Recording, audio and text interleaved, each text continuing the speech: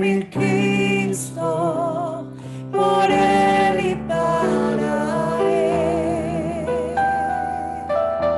Todo es de mi Cristo, por Él y para Él. Todo es de mi Cristo, por Él y para Él. A Él sea la gloria, a Él sea la gloria, a Él sea la gloria, por siempre, amén. A Él sea la gloria, a Él sea la gloria, a Él sea la gloria, por siempre, amén. Oh, profundas riquezas de la sabiduría de Dios, insondables sus juicios y sus caminos son. Oh, profundas riquezas de la sabiduría de Dios, insondables sus juicios y sus caminos son. A Él sea la gloria, a Él sea la gloria, a Él sea la gloria, por siempre, amén. A Él sea la gloria, a Él sea la gloria, a Él sea la gloria, por siempre, amén. A Él sea la gloria por siempre. Amén.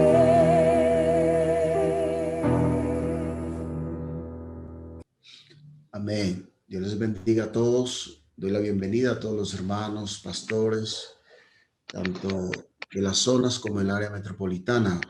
Estamos aquí en esta mañana rendidos ante la presencia del Señor. Sabemos que Él está obrando y va a seguir haciéndolo.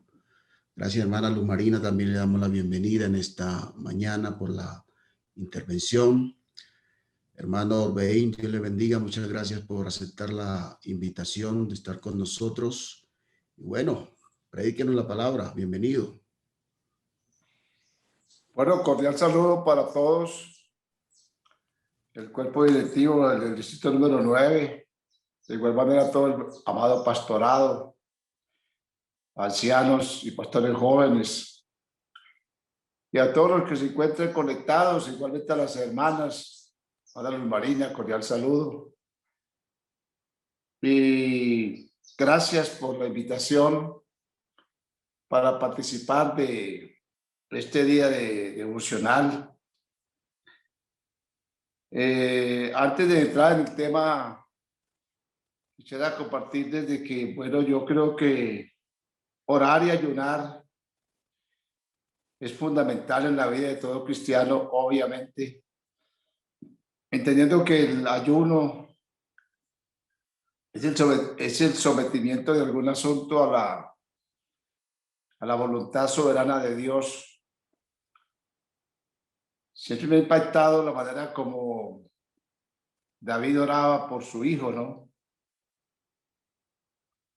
Y creo que allí es una enseñanza muy interesante de cuál era la manera como David oraba y como él creía, ¿no? Porque él dice que hizo silicio, ayuno, no comía, se afligía. y estaba muy preocupado por la salud de su hijo. Pero la respuesta de eso fue que su hijo murió. Y entonces la actitud de David es una lección muy importante porque David se levanta y se unge y come y como si nada. Y ya sabemos que los ancianos se sorprendieron y preguntaron a David por qué su actitud. Antes que el niño muriera no se le podía hablar, no comía, no se ungía, estaba afligido. Y ahora que ha muerto como si nada. Y David responde que cuando el niño vivía, él decía, si Dios quiere, pues él vivirá. Y él esperaba en Dios. Pero ahora que ha muerto, yo iré a él, mas él nunca vendrá a mí. Y me llama la atención la manera como David acepta la voluntad de Dios. Creo que allí es donde muchos a veces nos confundimos. Porque a veces creemos que la oración es como torcer la mano de Dios para decir, haga lo que yo quisiera, porque es muy natural. Orar por un familiar, por lo económico, uno quisiera que fuera como uno quiere. Y ojalá que así fuera y a veces sucede así, pero no siempre. A veces es todo lo contrario. Y es cuando muchos claudican en la fe porque dicen, yo oré, ayuné, clamé a Dios y a la final pasó lo contrario, se murió, no se dio lo que yo quería, en fin, y muchos desmayan. Pero creo que David nos da una lección importante porque David lo aceptó de muy buena gana.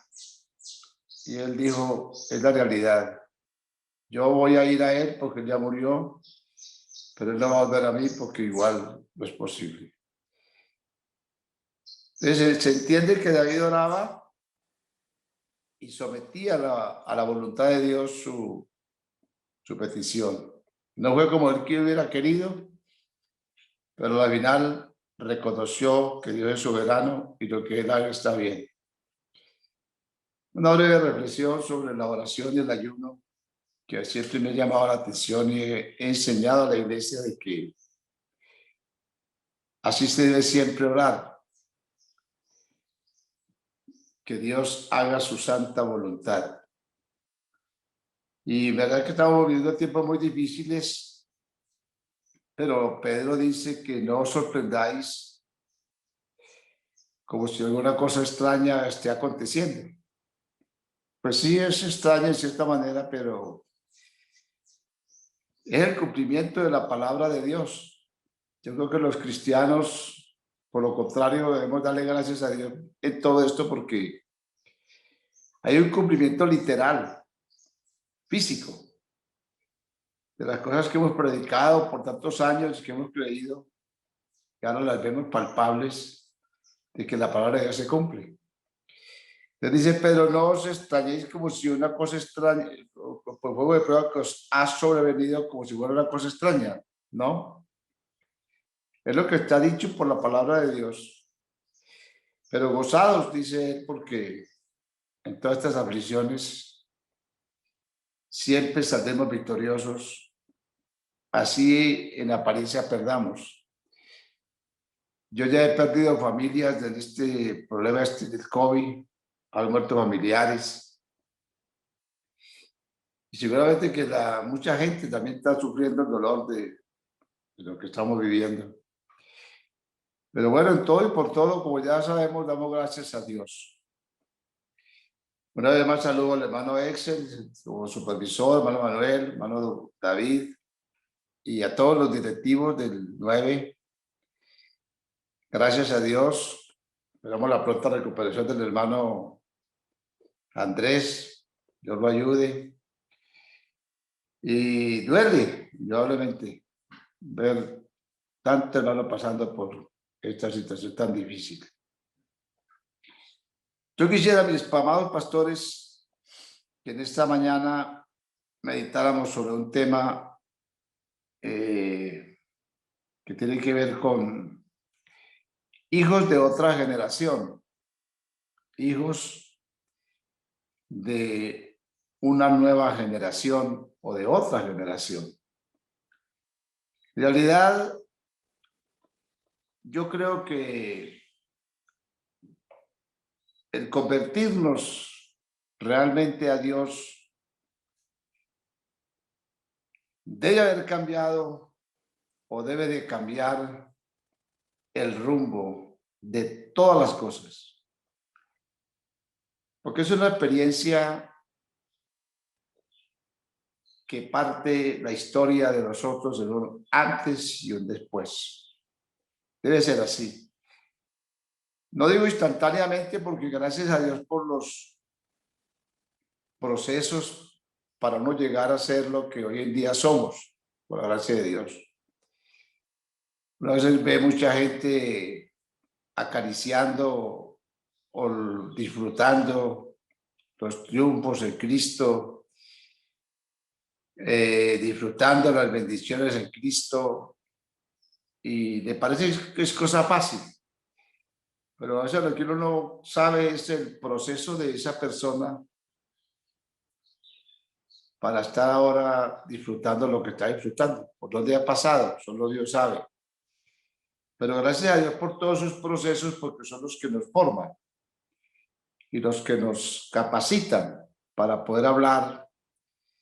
Ya no tanta teoría ni palabrería, sino hablar de una vivencia muy real, de una experiencia.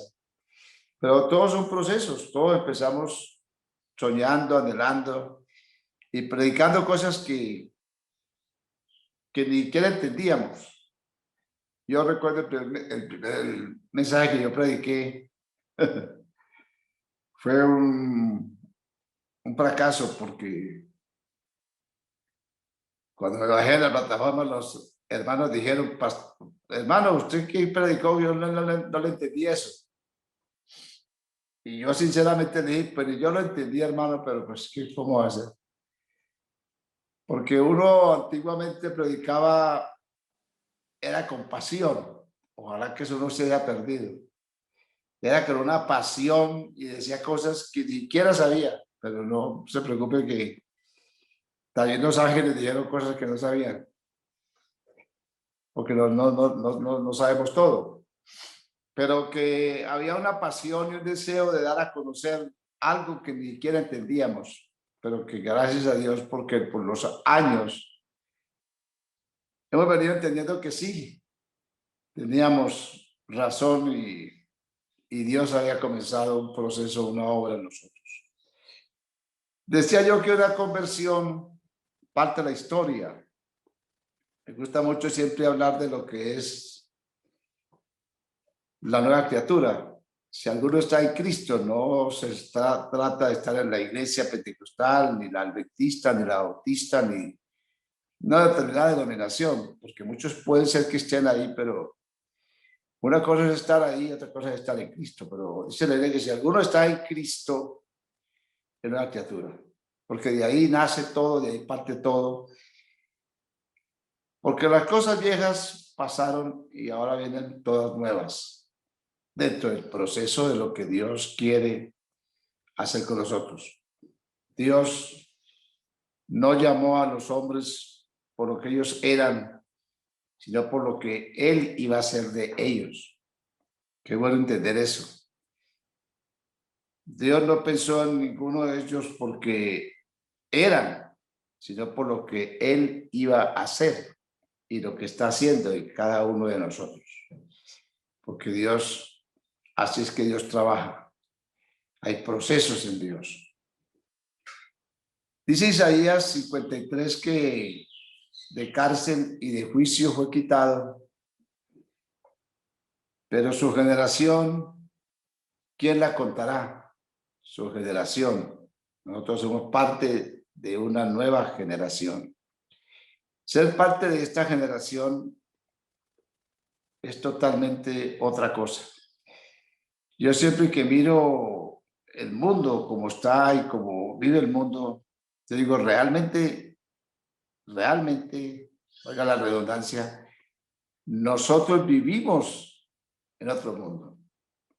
es una cosa extraordinaria. Bueno, no extraordinaria porque Dios no es cosa extraordinaria, son reales. Pero es una cosa maravillosa, digámoslo así, entender el mundo que nos ha tocado a nosotros vivir, en el mundo en que vivimos, porque es totalmente opuesto al mundo secular que vemos, oímos cotidianamente. Es un mundo diferente. Ojalá entendamos esto para que cada vez nos apropiemos más de lo maravilloso que es pertenecer a esta generación que parte de la muerte de Cristo. Su generación, ¿quién la contará? Que no es fácil, porque yo creo que pasa a veces que muchos han sido llamados, pero qué tristeza que a la final no hemos dado tiempo al que Dios haga su obra. Y nos hemos adelantado, nos hemos desanimado, desmotivado, y no lo alcanzamos a ver el plan de Dios cumplido en nuestras vidas, el propósito de Dios para nuestras vidas. Muchos no lo alcanzaron a ver, quizás ni lo alcancen a ver, porque creo que lo más importante es que entendamos las cosas en los tiempos de Dios, como Dios nos sorprende. No es fácil. Su generación, ¿quién la contará? Pertenecemos a una generación totalmente distinta, nueva. Ni siquiera diría yo renovada, sino nueva, totalmente nueva. Que estamos en un proceso de regeneración, pero ya el plan de Dios es una generación nueva, que tiene unas características muy especiales, que ojalá las entendamos para que nos comportemos como corresponde, a la altura de lo que somos, una nueva generación que ha nacido en el plan o propósito de Dios para formar su iglesia. Todos hemos leído alguna vez el Salmo 73. En realidad yo les confieso que yo he leído y he predicado muchas cosas que, como decía al principio, no las entendía, pero que más luego las he ido entendiendo y digo, hombre, de verdad, qué profunda la escritura. Porque unos sacan un pensamiento de un texto, otros sacamos otro, y todo eso nos enriquece, hasta que al fin de todos vamos como encontrándole el verdadero significado de las cosas. ¿Y qué es lo que en verdad Dios quiere decir en esa escritura? Cada uno le va dando una interpretación que enriquece y ayuda. Yo he leído muchas veces el Salmo 73, que igual ustedes también lo han leído, el destino de los malos, donde este salmista plantea algo muy interesante y me gusta la sinceridad con que él habla, porque él manifiesta que él sabía, en teoría, diría yo, que Dios es bueno. Dice, ciertamente es bueno Dios. Claro que sí. Él sabía que Dios es bueno para con los limpios de corazón. Pero él entra como a decir, pero yo tuve un problema, yo tengo un problema. Pero en cuanto a mí, casi se deslizaron mis pies. Y nos dice por qué. Porque por poco resbalan mis pasos. Y hace unas declaraciones muy interesantes de cómo él veía el mundo antes. Cómo lo veía antes y lo que le costó para cómo lo ve después. Yo creo que así pasa con nosotros. Tenemos una óptica distinta, muy distinta a lo que es la óptica en Dios. Por eso es que ser espiritual, yo siempre he entendido que la espiritualidad, ser espiritual es trascender las realidades. De lo que en apariencia es una cosa lógica, real, y que parecería eso no puede modificarse, es que eso es así. Muchos discuten argumentando que eso no puede ser modificado, eso es natural, y claro que lo es. Pero en la espiritualidad hay una trascendencia que nos permite ver más allá de la realidad, de la objetividad. Y eso es bueno entenderlo. Por eso es que el espiritual difícilmente desmaya, porque él siempre va más adelante de lo que los ojos ven y lo que la mente capta y lo que el corazón desea.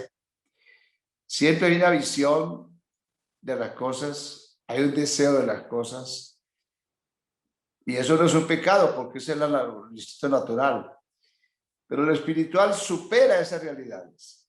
¿Cuál es la realidad de este salmista?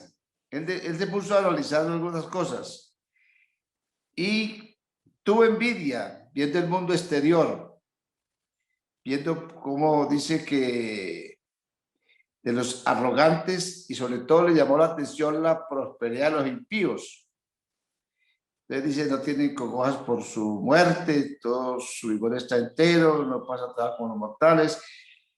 Y hace unos análisis interesantes de cómo vive la gente de este mundo, de qué cosas disfrutan y qué cosas él también como ser humano las desearía. No pasan trabajo como los otros mortales, no son azotados como los demás hombres, logran, por tanto, la soberanía los corona de favores, se cubren con vestido de violencia y logran, y se resaltan, logran con creces los antojos del corazón. Todo lo que quieren lo alcanzan por el poder, la plata y tantas cosas que la gente las busca para satisfacerse y llenarse. Se mofan, hablan con violencia y todo ese resumen es interesante. Cómo él ve la vida naturalmente como igual se ve hoy en día. Y entonces llega una reflexión. ¿Cómo viven de bueno estos impíos? Estos impíos, sin ser turbados del mundo, alcanzan sus riquezas. Alcanzan todo lo que quieren. Pero en vano he limpiado mi corazón y he lavado mis manos en inocencia. Porque a veces creo que este salmista pensaba que él, como hombre que creía en Dios, porque él era un creyente en Dios, pero estaba muy confundido, porque él creía que, y como muchos creen, y a veces muchos equivocadamente predicamos y predican estas cosas, que ser cristiano es tener suplidas todo lo que se necesita. Yo siempre me gusta hablar mucho sobre eso. Hágase cristiano y se le acaban los problemas, hágase cristiano y consigue trabajo, se le arregla el hogar. Hacerse cristiano es una panacea. Todo se te arregla. Porque es que eso es ser cristiano. Vivir cómodamente, confort, no zona de confort, tener suplidas sus necesidades básicas. Eso es ser cristiano. Y muchos así lo predican y muchos así lo creímos en un tiempo. Con el tiempo fuimos entendiendo que eso no es así. Es equivocado cuando decimos que así es, porque no, la verdad no es. Es todo lo contrario. La Biblia dice que en el mundo tendréis aflicción, ¿no? Dice que el mundo os aborrecerá, pero y que es necesario que a través de pruebas, luchas y tribulaciones, es necesario entremos en el reino de Dios. Eso es necesario y hace parte de la formación. Ojalá que esto se le enseñara a la iglesia, porque se pierden muchas vidas cristianas a veces por un evangelio no predicado como debe ser en ese sentido. Así que ese salmista. Entonces dice, y yo soy cristiano, y yo voy a la iglesia, y yo oro, y yo me guardo para Dios, y me mantengo enfermo, tengo problemas, el hogar no está mal, la economía está mal. Entonces, ¿qué está pasando? ¿Cómo es que es esto? Estaba confundido. Estos impíos, sin ser turbados del mundo, alcanzan riquezas. Entonces él llega a pensar y lo confirma con verdaderamente. Doble confirmación. En vano he limpiado mi corazón y he lavado mis manos en inocencia. Pues me ha tocado duro porque he sido azotado todo el día y castigado todas las mañanas. Claro, por esa forma de ver las cosas, él era castigado, era azotado, porque él digamos que se combatían dos mundos. En el mundo real de lo que él era y lo que él veía y lo que él sentía y lo que él quería, y en el mundo en cierta manera irreal, porque solo los espirituales, solo los de la fe lo pueden ver y lo pueden entender y lo podemos disfrutar. Era una experiencia que dice, me gusta el verso 15. Si dijere yo, hablaré como ellos, como hablaban los que estamos hablando, los anteriores, a la generación de tus hijos engañaría. O sea, si yo hablo como hablan ellos, si yo pienso como piensan ellos, si yo vivo como viven ellos, estoy engañando a la generación de tus hijos. Porque la generación de tus hijos no tiene esa visión de la realidad de la vida, no tiene ese lenguaje, no tiene esa forma de pensar. He aquí, a la generación de tus hijos engañaría, porque él no podría manejar ese léxico, ese lenguaje. O sí podría, pero no era lo de él. Dios tenía un plan con él, Dios tenía un propósito con él. Y entonces dice el verso 16, cuando pensé para saber esto fue duro trabajo. Yo creo que estos son los trabajos de parto difíciles, cuando el evangelio ya no puede ser simplemente ese mensaje de palabra bonito, sino que esa palabra se vuelve carne, se hace realidad en nuestra vida. Eso es un proceso duro. Como dijera Pablo a los Gálatas, ¿no? Hijitos míos, por quienes siento dolores como la mujer del parto, hasta que Cristo sea formado en vosotros. Es un duro trabajo, es un trabajo de parto, dar a luz esta verdad divina y este evangelio divino, esta palabra hecha carne, esta espiritualidad que no es de aquí, de este mundo. Es un trabajo duro. Yo creo que los invito a este trabajo porque todo nos ha tocado y nos está tocando hacer esa transición de ese mundo irreal, pero a la vez real, a ese mundo espiritual que es difícil. Los sentidos de tocar, de ver y de querer siempre son una gran ventaja porque lo vemos, lo palpamos, lo tocamos, lo deseamos. Y lo espiritual no, porque no se ve propiamente con los sentidos naturales. Por eso dice el apóstol Pablo, en esperanza fuimos salvos, ¿verdad? Pero la esperanza que se ve no es esperanza, porque lo que vemos, ¿para qué lo esperar? ¿Para qué esperarlo? Ya está ahí. No hay que esperarlo, ya está ahí. Pero si esperamos lo que no vemos, ahí está el problema. ¿Cómo esperar lo que no vemos? Con paciencia lo guardamos. Porque a la hora de la verdad, mis amados pastores, discúlpenme que les diga esto, pero siento decirlo, ni siquiera, según Pablo, sabemos orar.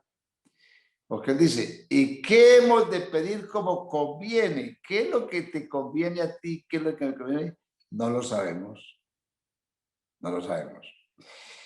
Pero los espirituales, el Espíritu intercede por nosotros con gemidos indecibles. ¿Sabe que eso es importante? Oh, aleluya, aleluya. Yo le creo mucho a los gemidos indecibles de las madrugadas, no tanto en el culto bulloso, aunque no tengo nada contra eso, pero sí digo que hay mucha religiosidad y mucha motivación, mucha cosa que se hace a veces por ayudar, pero que no ayuda, ¿verdad? Pero los gemidos indecibles de la madrugada, quizás ni el ayuno, ni la oración, porque a veces se vuelve costumbre, rutina, pero ese gemir de una madrugada, cuando usted se despierta hablando en lenguas, cuando usted entra en una reflexión profunda, porque es algo tan espiritual, porque no hay pastor predicando, no hay organeta sonando, no hay batería sonando, no hay grupo cantando, nada de eso hay. Estarse en la soledad. Estás en la intimidad. Estás dando a luz. Estás en un trabajo de parto, tú solo y Dios. Sin la bulla de tantas cosas que hacen ruido. Estás tú solo en una intimidad con Dios, en un trabajo de parto. Hay unos gemidos del Espíritu. Unos gemidos que son indescriptibles, que tú no sabes qué está pasando, pero que sientes algo profundo en tu vida y estás sinceramente en un momento indescriptible, diría yo, porque no hay palabras como escribirlo. Pero eso es el trabajo de parto. Difícil. Que este salmista dice, fue duro trabajo para mí, y él lo define como para entrando al santuario. ¿Y cómo cambian los intereses cuando entendemos esto? Los intereses de este salmista hasta ahí eran unos, pero después de eso ya fueron otros. Y él mismo reconoce su ignorancia. Y yo me he tocado reconocer muchas cosas de mi ignorancia. Y yo le digo a los pastores, tenemos que repetirlo de muchas cosas que hemos predicado y hasta hogares hemos dañado, no a propósito, pero porque hemos dado malos consejos o tal vez hemos predicado cosas que no son. Gracias a Dios por la iglesia que es tan generosa y siempre dice amén y nos apoya y creemos que todo está bien y ojalá que así sea, pero no siempre está bien. Pero hay que entender muchas cosas porque este salmista dice, y él reconoce su torpeza, tan torpe era yo. Pero ¿quiénes no hemos sido torpes? Yo creo que todos hemos sido torpes y muchos tal vez todavía somos torpes. No entendía. Y él dice, pero ¿cómo no entender esto? Porque cuando tú lo entiendes, dice, hombre, pero yo tan raro, si yo estaba ahí siempre, si yo predicaba eso, si yo leía eso, si yo creía eso, pero eso de repente toma un sentido mucho más profundo, más real, más auténtico. Y eso es lo que me estaba perdiendo. No entendía, era torpe, no entendía. Entonces dice que era como una bestia, que las bestias ya sabemos no razonan. No entendía. Y él termina diciendo, ¿a quién tengo yo en los cielos? Ya sabemos, sino a ti. Todos los intereses se cambian. Cuando nuestros intereses cambian, nos estamos convirtiendo a Dios. Porque perdónenme, pastores, pero hay mucho pastor que aunque sea pastor, no se ha convertido a Dios.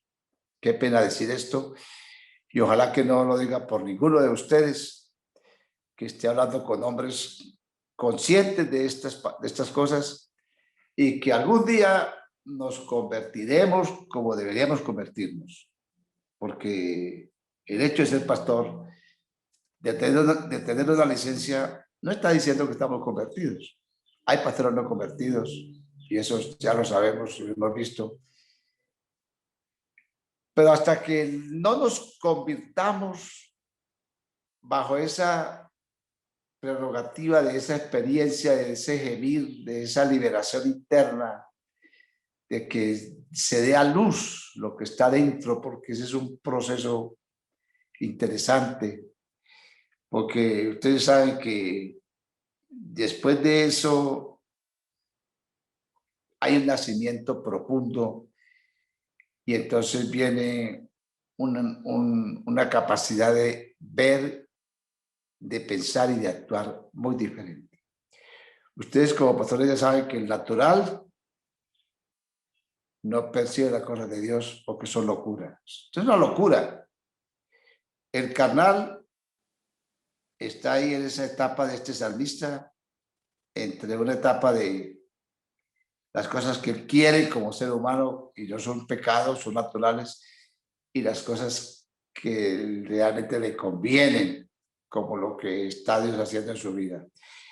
El natural no la percibe, el carnal, el natural no entiende, el carnal no tiene ese discernimiento, pero el espiritual todo lo juzga, porque la palabra espiritual, decía hace un momento, entra en un juzgamiento de las cosas. Juzgar no de hablar mal de una persona, no. Juzgar es de pensar, capacidad de analizar.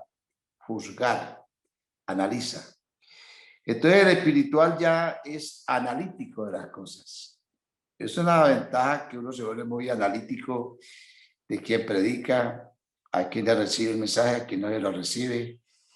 Y entra en una etapa de analizar, pero es un discernimiento espiritual.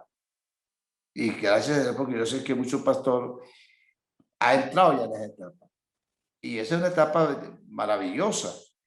Lástima que muchos de esos pastores que han tenido experiencias tan fuertes con Dios, pues tengan que morirse y se estén muriendo ya por viejos, por enfermos, por todo lo que sea. Pero qué bueno que la generación que nos va a suceder sepa esto, que hasta que no haya un dolor de parto y que no se da simplemente en un culto, en un ayuno, en una vigilia, puede ser que eso ayude, no digo que no, pero que se da en una disposición extraña.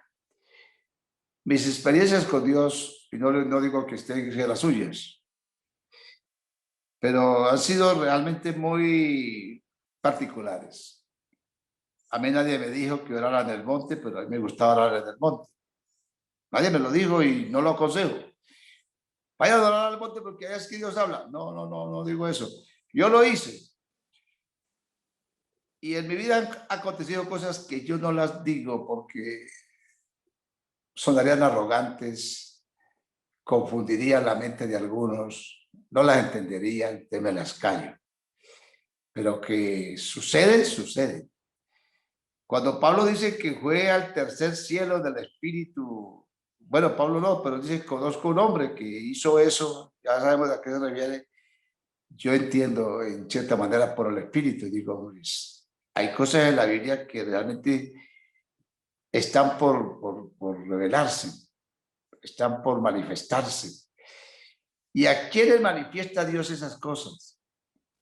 Realmente eso son cosas muy secretas, muy profundas de Dios, pero que yo creo que para estos tiempos, más que nunca, Dios tiene un plan de que muchas cosas salgan a la luz, que se revelen, porque sí necesitamos hombres con profundas convicciones, con profundas experiencias que nos puedan suceder y que sucedan. O sea que muchos pasaremos a la historia. Pero ustedes, pastores jóvenes, sobre todo, por favor, procuremos entender esto. Hay un plan de Dios, hay un propósito de Dios, pero tienes que sentir ese dolor de parto. Y yo no te lo puedo producir, no, porque eso no viene de afuera, eso viene de adentro. Yo no sé qué cosa lo mueve, no sé cómo se da, pero que se da, se da. Y que da salud, porque es una realidad. Es una realidad, es una verdadera experiencia muy importante. Entonces, llamado pastor, esta mañana yo le digo con el corazón que todo esto puede ser posible y será posible y está siendo posible en la mente de muchos. Que Dios bendiga siempre su palabra, que Dios nos siga ayudando. Y yo sé que hay hombres que están yendo en esa dirección de espiritualidad, de compromiso, de disciplina, de carácter, de entrega, y serán los que continuarán dirigiendo este pueblo tan numeroso y con tanta necesidad, ante todo, de la luz espiritual para iluminar el camino.